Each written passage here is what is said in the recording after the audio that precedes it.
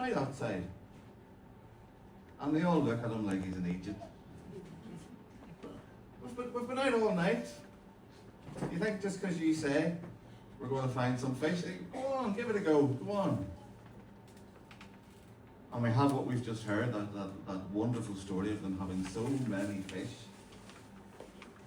that they filled the 2 boats. And I was reading that and I was thinking about it, and I thought, it's not my job to catch Daddy. So it's not.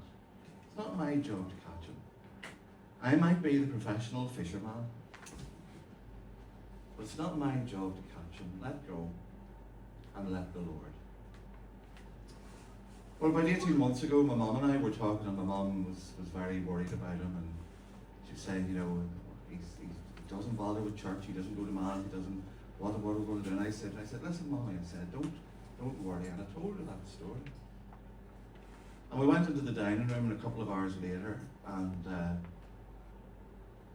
on that day, just after I told my mum why I didn't worry, on that day the gospel was, and they were in their boats, and they'd caught nothing all night, and Jesus said to them, try this way, and they all looked at him like he was an idiot. I use a loose translation. And we just looked at each other in amazement. And today I thought, and excuse me, Joe. Today I thought, will I talk about my daddy? Because on the 18th of March last year, the rascal went and died on me.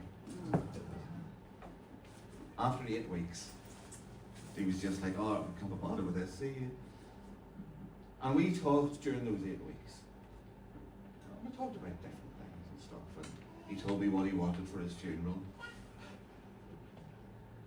And he said he was worried about me.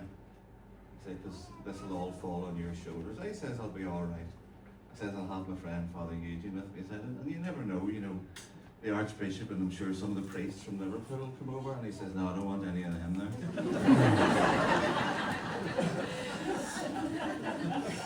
None of them came anyway.